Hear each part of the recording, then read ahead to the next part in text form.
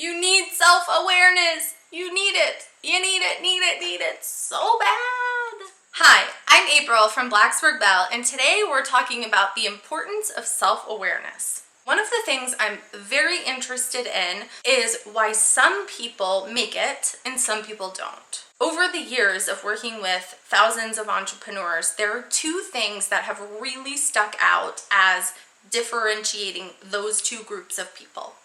The first thing is grit, the will to succeed, the passion, the persistence despite any obstacle, not giving up and not willing to throw in the towel. If you are very passionate about what you do, if you will keep going no matter what, you are much more likely to succeed. On the worst day, are you going to give it up or are you going to push through? But there's a second thing that tends to separate these two groups, the ones who really reach their business goals and the ones who don't.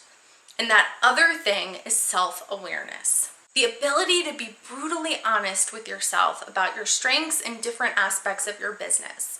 Let me give you a few examples. Years ago, when I first started Blacksburg Bell, I had a business friend who had a really hard time trying to decide what she wanted to do for her business.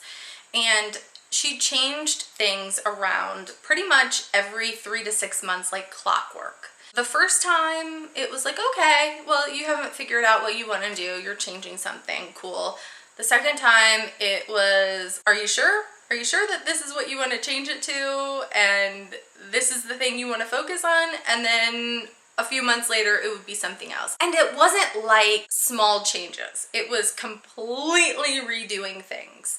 And what it seemed like was that she was looking for things to happen quickly. And when they didn't happen quickly, she felt like changing her business completely was the way to move things forward. And one of the things that seemed to happen is that she lost the trust of a lot of her customers. Because she was changing things so often, it was hard to keep up. And who wants to, let's say, buy a course from somebody where they're supposed to be getting group coaching for 3 months when they might change their business within that time period and then you're left doing what? Not getting what you paid for? I don't know. I'm giving this example because she could not see how completely revamping things was affecting her trust level with her customers. And I'm not saying that you should stick with something just because you started it. Not at all. I started out selling jewelry and then moved into helping other creative entrepreneurs set up their shops and help them to become more successful with their businesses. So I changed from one thing to another. And I think that that's very normal, but she did it a lot. And it was like 5 times in a row, back to back to back to back. No, I'm doing this, now I'm doing this, now I'm doing this. No, this is where my focus is going to be. And she couldn't understand that when she launched something new, why people weren't buying. And it was very clear from the outside that she was losing trust. It was very clear. It really hurt her a lot. And if she had been more self-aware, I think that she would have realized that she was looking for a quick fix and that wasn't going to happen no matter what business she started. Another example is that I had a client that I worked with who could not see that her unprofessional website design was really affecting her business. She wanted it to be anything else, probably because she didn't want to start over with her website design. She had put in a lot of time and effort into it. Maybe she felt like she didn't have the budget to hire a website designer, but she would not admit that the website was what was affecting her business, that was the biggest piece, that if she fixed this piece, she would have a much better chance at reaching her business goals. And until she was willing to admit that, it was a struggle to do anything else.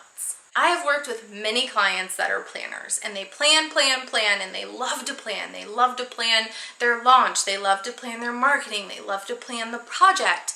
but then they don't take action and do the things that they planned. When you bring something like that up with a client, it usually goes one of two ways. One, they're open to hearing it and they're ready to make changes, or two, they start making excuses immediately. Why they didn't take action, why they planned it out, why it didn't move forward. Excuse, excuse, excuse, and it's defensiveness.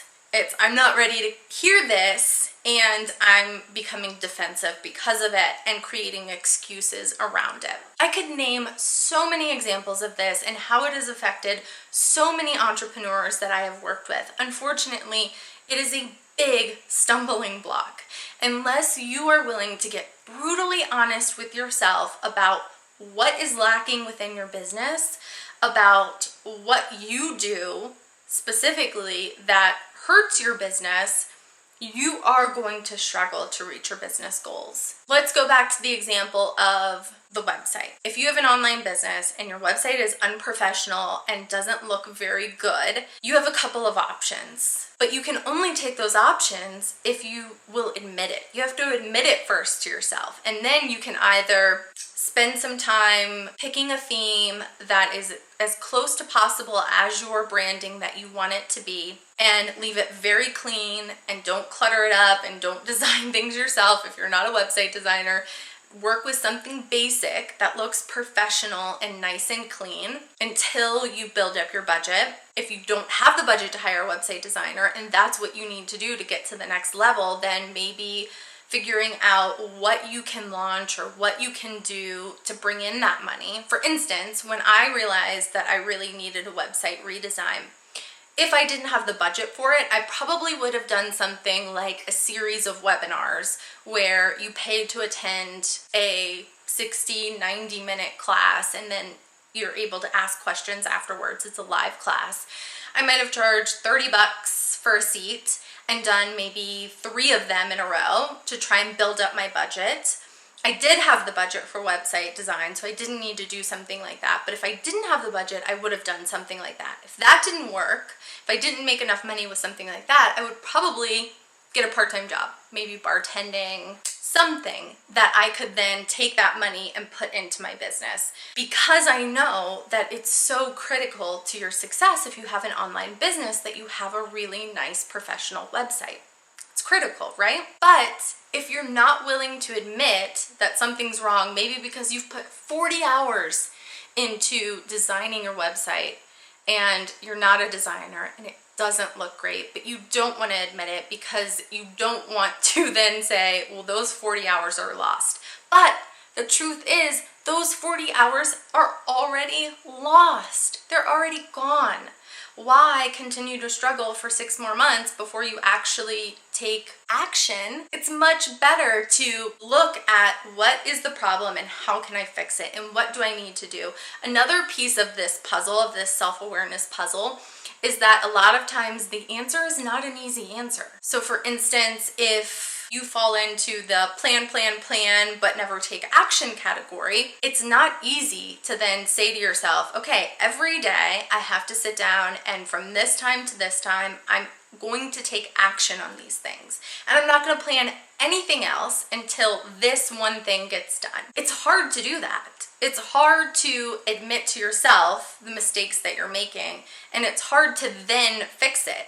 It's hard to say, my product photography is crap and I'm never going to get really great at it and I need to hire a product photographer.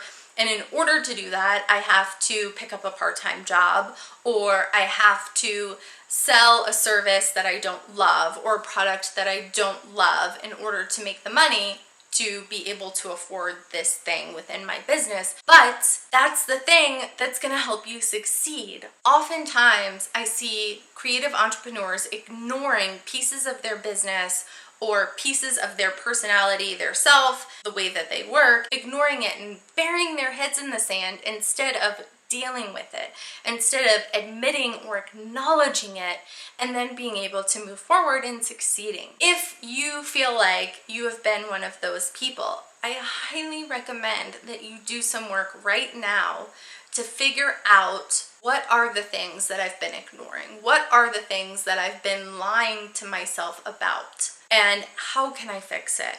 even if it means something really hard or something that is going to take a lot of time or is going to cost a chunk of money or whatever it might be. If you really, really want to reach your business goals and you want to get to the next level and you've been struggling to get there, let's say you've got some goals that you've been trying to reach and it's just not working. It might be time to look at yourself and your business and your brand and see, is there a piece that you've been ignoring? Is there something that you're doing that's actually blocking your way to that next level? Because a lot of times that self-awareness piece is what is missing.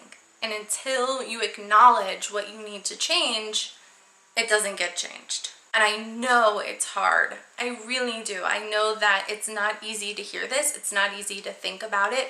But one of the pieces to your success as an entrepreneur is being really honest with yourself and being very self-aware. And if you can do that, and you've got the grit and the passion, you are going to do amazing things and you're going to be able to reach your business goals. It might take you a while, but you'll get there. I hope this video gives you a little bit of motivation, a little bit of inspiration. I'm April from Blacksburg Belle. Thank you so much for watching.